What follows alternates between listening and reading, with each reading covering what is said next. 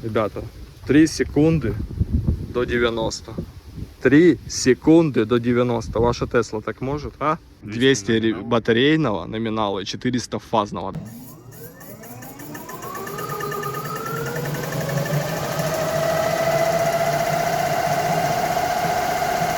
Это только первая передача. Я зацепил один пакет, и он взорвался.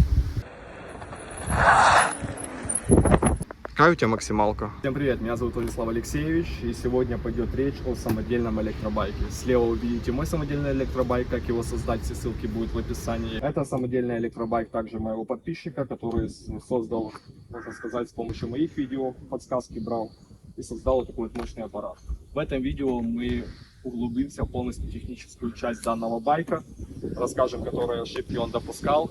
Это Владислав. Владислав, привет. Я владелец этого байка, и сегодня мы расскажем о всех его характеристиках, нюансах и все такое. Начнем давай с самого важного, это мотор. Мотор, как я понимаю, тут 3 киловатта, это подобие QS, правильно? Тут идет мотор 3 киловатта, на нем указан вообще 1 киловатт, чтобы не было никаких вопросов. То есть, ребята, как проблема с полицией решается, все очень просто. Китайцы сейчас хитрые, пишут маркировку заниженную, чтобы к вам не докопались. То есть 60 ватт, вольт и 1000 ватт. По факту тут трешка и 72. Но 3 киловатта тоже не считается как нарушение. Как бы да, но постановление выписывает за трешку, кучу таких случаев. Да. Поэтому здесь обезопасили китайцы. И как бы этот нюанс мы закрыли. Сколько тебе обошелся мотор? Сам мотор где-то обошелся 1011-12. Его заказывали под заказ. И сейчас, чтобы его заказать, надо ждать месяца 3-4. Потому что у нас в Украине их нету. Обод чего у тебя? Обод идет алюминиевый, спицы мото. Спицы под заказ делались или? Да, под заказ резали. Один раз заказали, не угадали с размером. Пришлось второй раз делать. Видите, двойная работа уже идет. Я вижу герметик. Герметик это ты герметил или уже? Да, это мы сделали на всякий случай. Мотор залили герметиком, потому что мы разбирали его. Там пришлось сверлить отверстие под тормозной диск и на всякий случай залили герметиком. Ребята, мы видим тормоза здесь также с спидбайка или мотоцикла стоят. И также мы видим, тут был нюанс, как я понимаю, да, стоит какая-то проставка. Да, стоит проставка, чтобы выдвинуть тормозной диск, потому что суппорт сам стоял слишком близко к мотору, и он не мог туда залезть. И мы приняли решение его выдвинуть вперед, чтобы хоть как-то сделать эту ситуацию нормальной.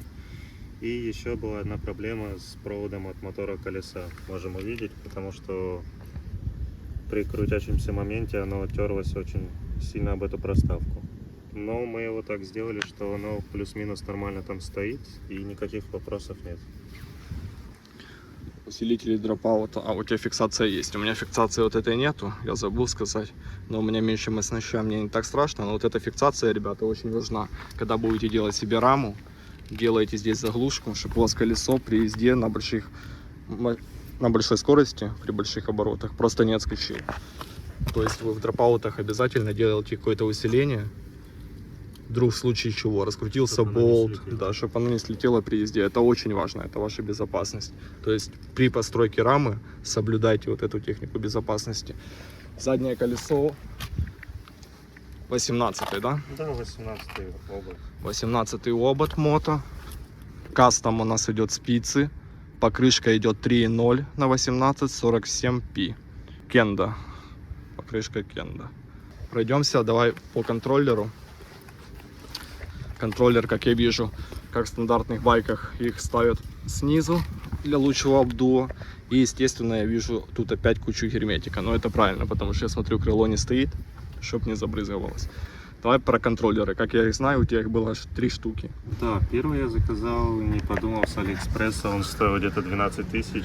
И, мы хотели его поставить, но там не было никакой инструкции, даже тех проводов, что куда подключать. И мы думали, если мы даже подключим какие-то провода, чтобы он был с мотором, например, там свет дальше, а приложение настраивать мы вообще не нашли. То есть вы купили контроллер, который нельзя было настроить? Да, такая получилась Его не вышло поставить, и что дальше произошло? Не, его не вышло поставить, и пришлось покупать новый контроллер FarDriver. С ним уже проблем было меньше. Но я на нем катался, и он сгорел из-за того, что сильно много вливалось. 12 киловатт, ребята, вливается в этот моторчик.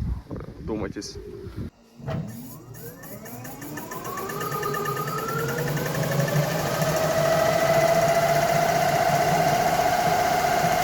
Это только первая передача. А его характеристики, пожалуйста, чтобы люди офигели. Был 200 на 460. 200 номинал. батарейного номинала и 400 фазного, да, как я понимаю? Да, 450 или 460 FarDriver. Вы вдумайтесь в эти цифры, ребята, это про амперы сейчас говорится. То есть это вообще для какого-то мега крутого байка.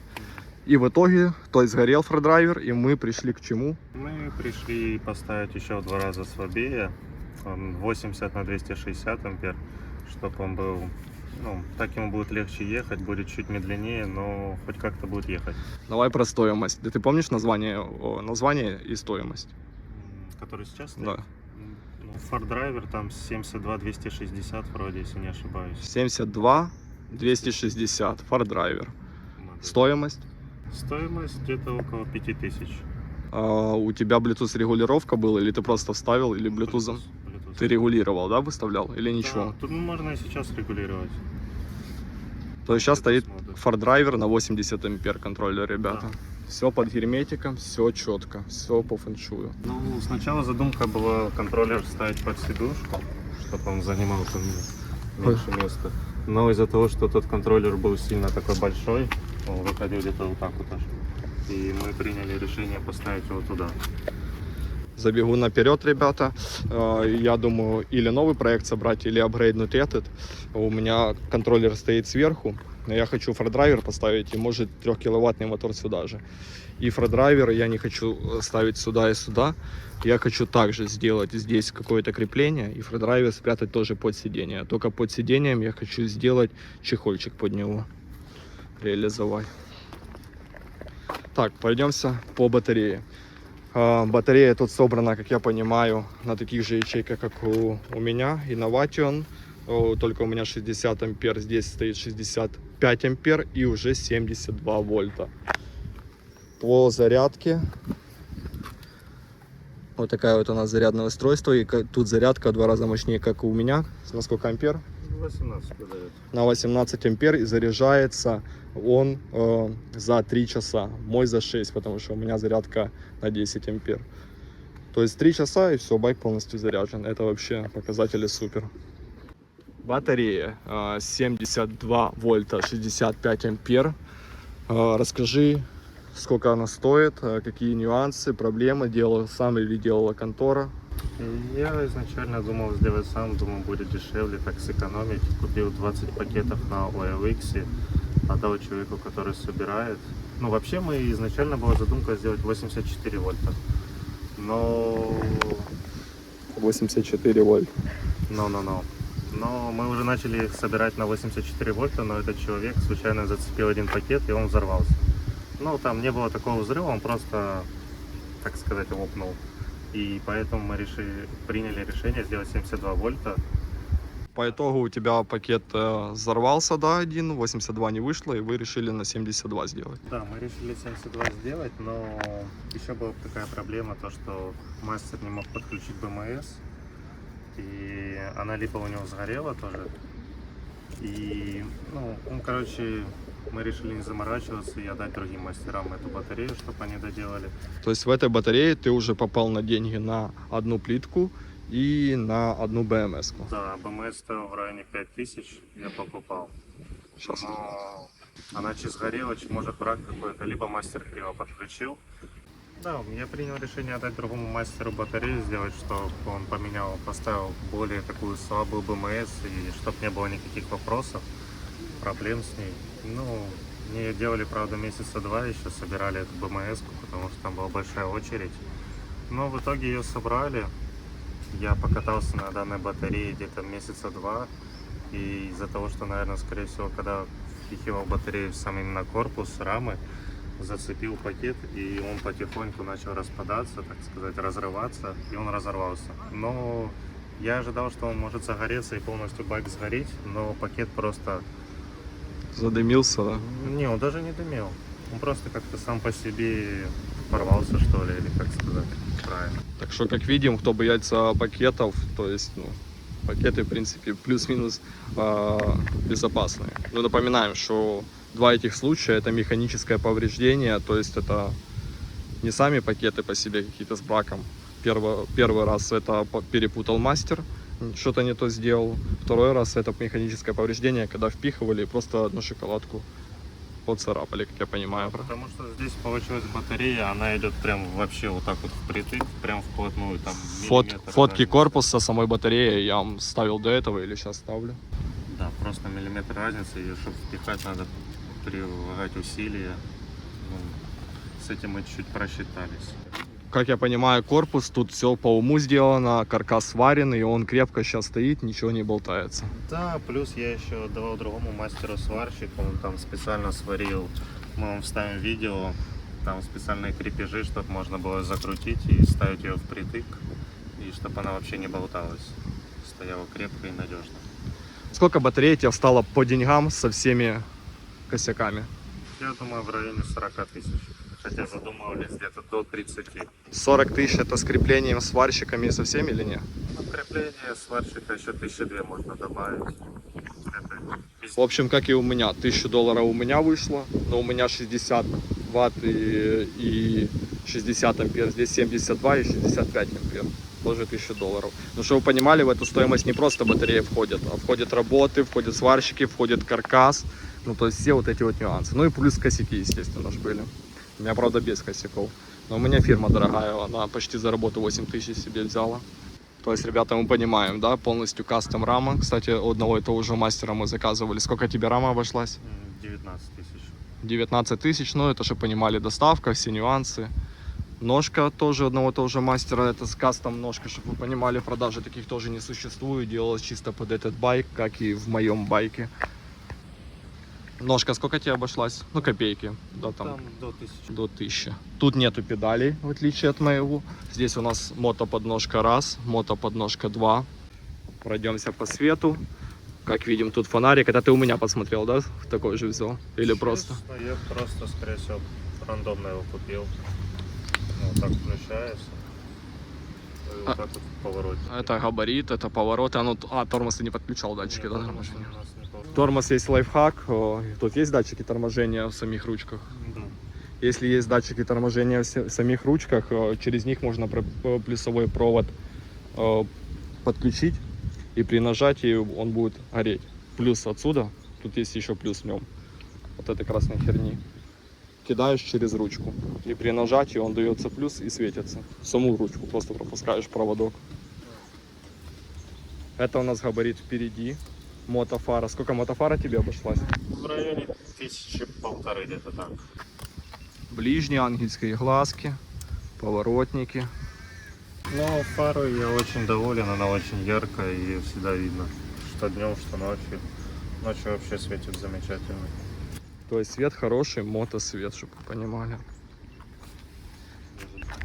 Да, пучок света видно на руке. Причем у нас лето, ближний, да, и очень ярко светит солнце.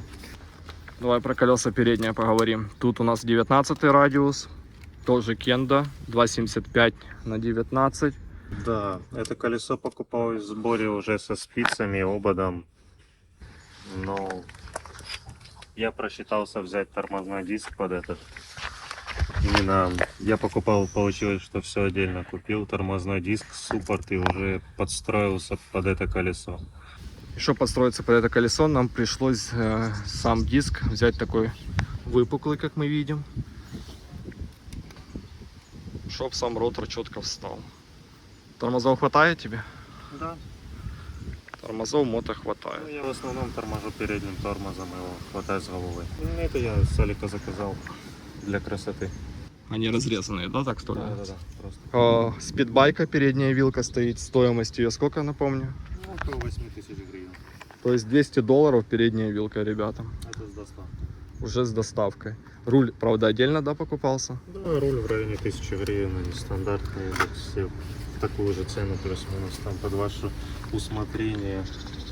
Но руль мне не нравится из-за того, что он слишком длинный, аж 80 сантиметров идет. Я думал его урезать, но Не, руки не дошли. урезать не надо, наверное. Не, лучше болванкой тысячу. спилить можно. Что-то звучит страшно. Ребята, по ощущениям с моим, это какой-то Харлей. Он в натуре длинный. Это вообще первый раз я на таком аппарате сижу, где посадка вот такая, а здесь вот такая. Да. Я не знаю, не катался, но по ощущениям прикольно. Я бы не сказал, что плохо. Не, я привык, но просто между машин вот так неудобно. Между машин, да, это 100%. Между машин ты уже не покатаешься, потому что, реально очень большое расстояние. Для сравнения, мой байк. А что для сравнения? Вы на видео не поймете, наверное. Но тут между машинок легко вообще кататься. Так, давай поговорим про ручки. Ручки у тебя, я смотрю, тоже мото. Только тебе тормоза обошлись. Регулируется вот эта сама ручка, и можно ближе, дальше делать к самой. Один вроде стоил около 1000 гривен, либо 1500, не помню точно. Цена персик. Ребята, чтобы вы понимали, цены здесь практически в 2, может в пол раза, смотря какая деталь, дешевле, чем на том байке. А на том, напомню, вело стоят. То есть, если там велотормоз душка стоит, тут ты уже мототормоз штука, да? Естественно, тут запас прочности будет в 2, а то и в 10 раз мощнее, чем там. Но здесь минус это вес. Минус только для тех, кто пешком домой себе байк заносит. В других случаях, если у вас свой гараж, если у вас грузовой лифт, естественно, всегда выбирайте мотозапчасти. Они прочнее, они дешевле. Единственный минус вес. Все. Кроме веса, минуса я, в принципе, не вижу. Так, это у нас подсветочка, смотрю, как у меня реализована. Ночью этот байк красиво переливается. Здесь 2 таких светодиодные ленты стоят. Про Амарт мы говорили в первом видео, но тут еще скажем. Это у нас DNM, тоже спидбайка. С регулировкой отскока можно его сделать, как мягче, тверже и в среднем положении, как он сейчас. Тебе ж хватает полностью, да, этого Амарта? Да, все кочки он глотает. Полностью доволен. Здесь, ребята, удобные штучки еще сделаны под поворотники. Можно еще дополнительно поставить.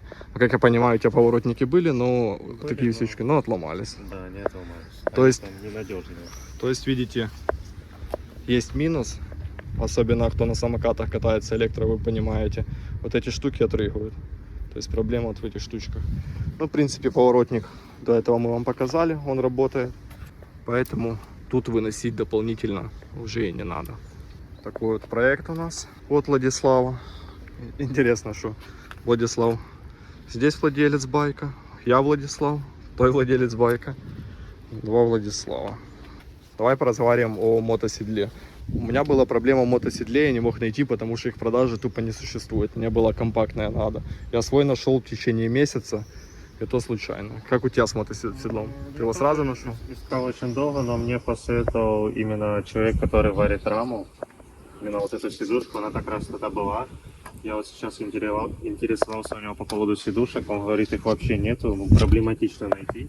Я смотрел на OLX, там есть именно бэушные, которые идут с деталей с мотоциклов. И я думаю, можно подобрать бэушную. Сидеть, я сел, она шире, она удобнее, чем у меня чуть уже. Плюс она еще очень мягкая. И мягче, да, ребята, очень мягкая. Моя не такая мягкая. Про свою сидушку я выпущу ролик чуть позже, он уже отснятый. Сейчас монтирую его. Намного мягче. То есть сидушку можно смело выбирать пошире.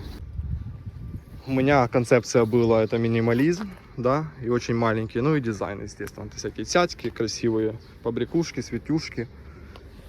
Но сидушка не такая уж мягкая, как там. И она, видите, по ширине пальца. Раза 2 где-то уже. Да. В планах у меня вот эту сидушку. Сюда еще поролона. Сюда поролона. Вот тут моя жопа сидит. И перешить. Вот эту перешить. И за счет перешива нарастить поролон. Как в этом месте. И здесь точно так же сделать. И кожей обтянуть. Поэтому сидушка, при выборе сидушки, это очень важно. То есть та сидушка комфортна каких-то 60-70, но уже 100 километров, как я в день катаюсь, жопа устает. У тебя устает жопа на этом? Я бы не сказал. Какая у тебя максималка? Сейчас 90 стоит. Ребята, 90 километров в час едет вот этот монстр. Причем расцветка. Как у тебя расцветка такая интересная в голову пришла? Мне нравится этот цвет. Я себе, кстати, думал, или белый, или такой, но все-таки я на белом остановился. Ну, я хотел что-то такое необычное, яркое. Я не хотел брать именно черный, либо белый. Хотел что-то такого необычного. И пришли к такому выводу. Поэтому, ребята, зацените цвет. Чтобы вы понимали, это, наверное, единственный, ну не наверное, 100% единственный, потому что это полностью кастом. Кастом рама. Все кастом здесь, ребята. Кастом батареи. Перекрасили, мне скинули фотку, он был розовый. Мы вам тоже туда прикрепим, посмотрите. А это уже вторая покраска или нет? Нет, это первая. Просто мастер именно так сфоткал, она была в печи, что она была розовой. И я тогда был в шоке.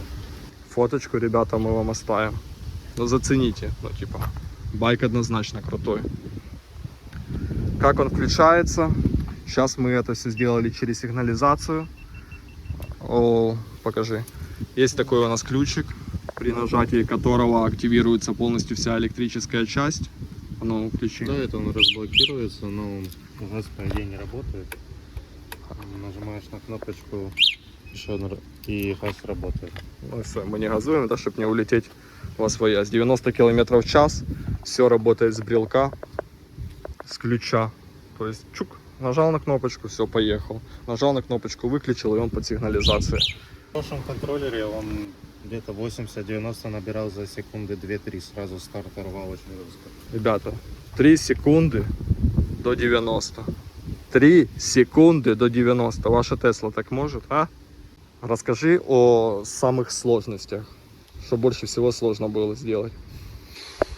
Скорее всего, самая большая проблема у меня получилась с батареей, так как я ее решил собрать сам и доверился мастеру. Но не оправдал свои надежды.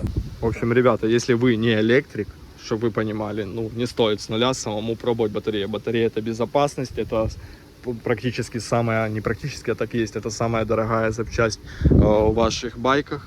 Поэтому, если вы новичок в этом деле, не шарите, что к чему, или шарите, ну так, поверхностно, да, как Владислав или как я, не стоит лезть. Лучше переплатить денежку, но сделать все по фэншую. А что тебе в байке нравится больше всего? Вот что бы ты отметил? Наверное, вот динамичность, то, что можно себя чувствовать комфортно на дороге, как, например, в мотоцикле ты на нем едешь, и тебя как минимум не сбивает, не подрезает. А дизайн, что на тебя все смотрят? Ну, дизайн тоже очень нравится. В основном человека 3 в день точно подходят, спрашивают, где, что, когда. Кто-то хочет сфоткаться даже так. Ребята, динамика, да, основной плюс этого байка. Он очень быстрый. Ну и, естественно, он красивый. Но и вы не найдете похожего. Таких похожих нет. Прям вообще нет. Ну, точно так же, как я не встречал такого плана. Тут тоже дизайн, тоже люди по 300 раз ко мне подходят, спрашивают, что к чему. В принципе, для этого я сделаю эту наклейку, люди подходят, я говорю, сканируйте, они сканируют и переходят по видео, как сделать точно такой же байк. Поэтому, ребятки, хотите такой байк или такой байк, пожалуйста, смотрите наши видео. Мы подробно рассказываем о нюансах, как сделать такое же. Ты менял колодки хоть раз? Да, сам. Сколько ты раз менял? Сколько километров ты проехал? Плюс-минус. Где-то 2000 километров. 2000 километров. Уже второй. Перестал тормозить, да, почему? Да. Такие вот нюансы, ребятки. Но это все быстро решаемое, главное. Да, там не проблема, просто или прокачать жижу, или сам суппорт надавить и почистить. ВДшкой смазать, все хорошо. ВДшкой, ребята, сами не смазывайте, так не пшикается. ВДшка имеется в виду, ты прожал суппорта, они вылезли, ты их протер и в сам внутренность пшикнул, обратно суппорта засунул и опять это все протер. Потому что если, не дай бог, ВДшка попадет на сам диск или на саму колодку, у вас тормоза перестанут тормозить. Они будут сильно скрипеть. Не то, что скрипеть, они вообще не будут тормозить. Оно будет Просто как по проскальзывать. Да. Эффект будет как по маслу. По зеркала, ребята, нюанс. Кто смотрел мои видео, как я свой байк строил, в этом байке точно так же заказали зеркала вот такого вот формата. Ты говоришь, в них ничего не видно, да? Ну, во-первых, ты когда едешь, они вот так вот трясутся. Вот уже машины не очень видно. Плюс тут очень маленький процент видимости машин. И я их не могу так развернуть, чтобы было все видно. Они очень узкие и неудобные. Поэтому, ребята, такого формата не заказывайте. Это моя тоже была ошибка. Я заказал похожие, такого же формата. Сразу перешел на вело. Но сюда вело не поставишь, такое выпуклое. Потому что просто ветер его сдует. Но здесь такой нюанс есть. Опять сильный порыв ветра. В шлеме купал. Ай-яй-яй. Упал шлем, визор выскочил. Но все равно визор планировал менять. Так что... Кстати, советую красить раму именно порошковой краской и покрывать ее лаком. Потому что, как мы видим, ей почти ничего не произошло за это время. Багажник красился, именно вот краска, вот можно сравнить результат. Да, Именно был баллон и порошковая. Сколько порошковая краска обошлась? 4. Ну, это $100 полностью покраска рамы. именно фиолетовый цвет.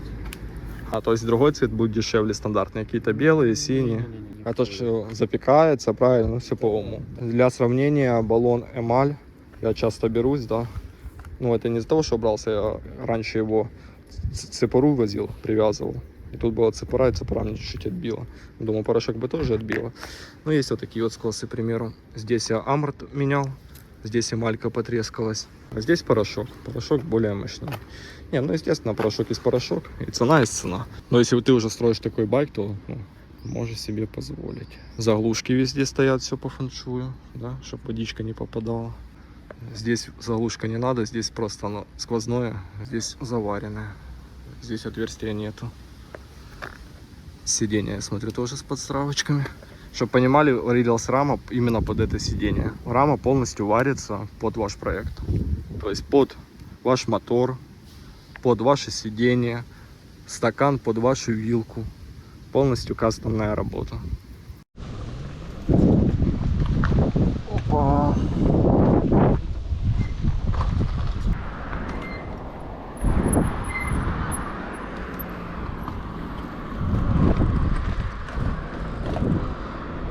Видите, газ в пол, а он только половинку дает и уходит. А я направо заеду.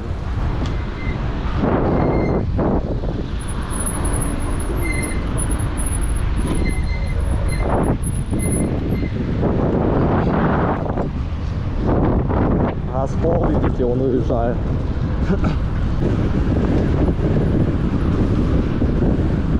Так, ну что, ребята. Два вроде одинаковых, но два абсолютно разных проекта. Концепция велосипеда, чтобы просто держаться в потоке, хотя бы ехать 50-60 километров. Но по факту он едет 70 полностью заряженный. Ну, крейсерская скорость в нем 50-60, правый ряд. Велосипед, да. И концепция уже нормального болида, практически как мотоцикл. 3 секунды до 90. Выбирать вам, который проект вам строить. Такой мощный, чуть слабее. Или вообще вело. Можете посмотреть, как обычные велосипеды гоняют. Пишите в комментариях, что вы думаете об этом байке. Чтобы вы в нем доработали. Хотели бы вы такой же. Или планируете собрать похожий. Если интересуют вас какие-то технические вопросы, пишите в комментариях. Постараемся ответить, помочь. Так, я, ребята, кататься не буду гонять на нем, так как не мой техника. Я просто проверю посадку. И здесь кружочек, например. Так, первое ощущение.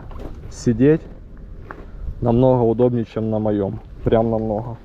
То есть тут широкое седло. Ну, короче, попе вашей комфортно. Руль.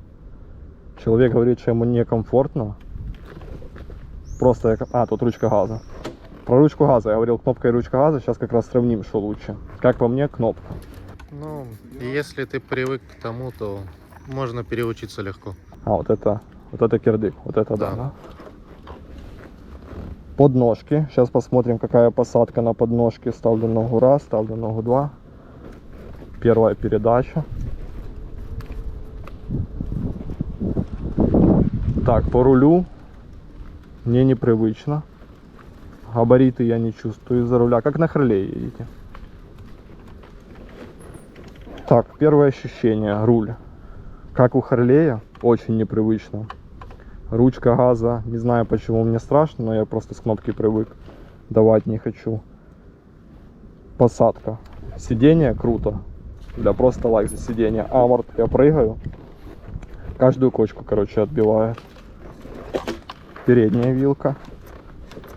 Отскок работает тоже очень хорошо. Люфта никакого нету.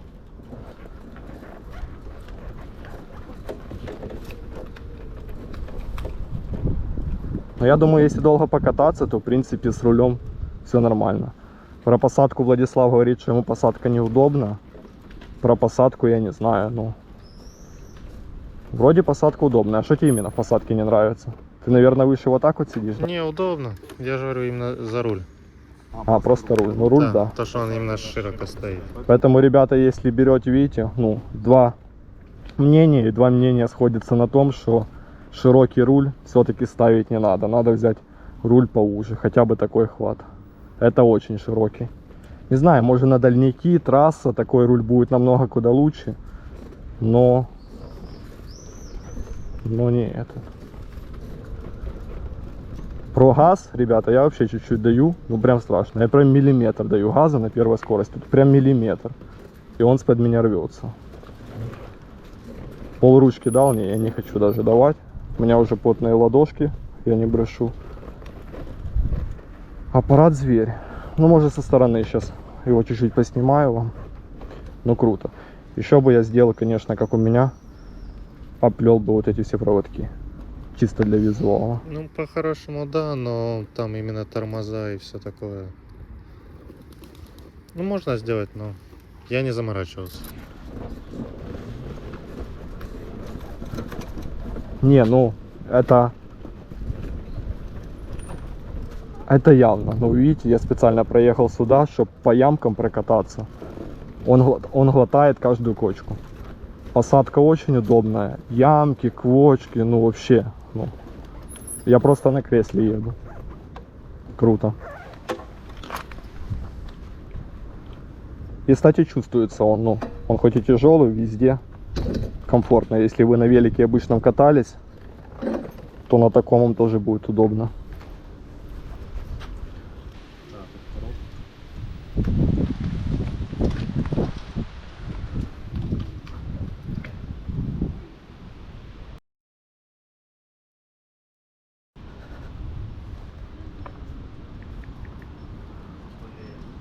Я даже ногу никуда деть, если честно. Если вот так туда поднять.